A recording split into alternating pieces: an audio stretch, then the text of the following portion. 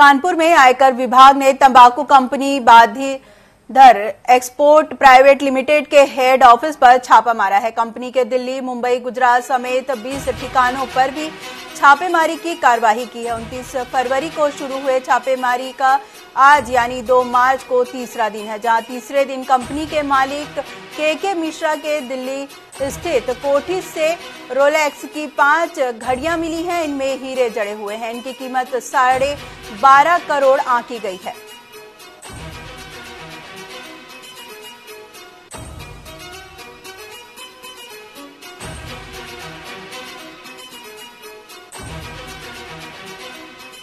ज्यादा जानकारी के लिए सीधे चलते हैं लखनऊ, जहां पे हमारे ब्यूरो हेड दानिश हमारे साथ जुड़ चुके हैं और उनसे जानते हैं कि क्या है ये पूरा मामला, किस तरह की ये कार्रवाई हो रही है।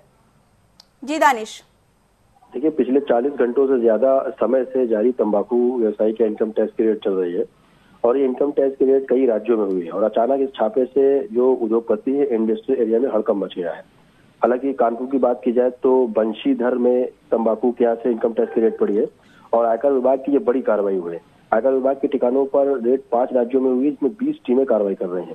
हालांकि जब रेट पड़ी है तो रेट में जो खुलासे हुए हैं, घर में रॉयल्स फैंटम जैसी करोड़ों की गाड़ियां और हीरे से जड़ी हुई घड़ियां मिली है। चुनाव से ठीक पहले आयकर विभाग ने का जो एक्शन है वो बड़ी बड़ी कंपनियों में अनियमितताओं को लेकर आयकर विभाग की जो कार्रवाई हुई है ये चुनाव से पहले हुई है और अक्सर चुनाव से पहले आयकर विभाग एक्टिव होता है।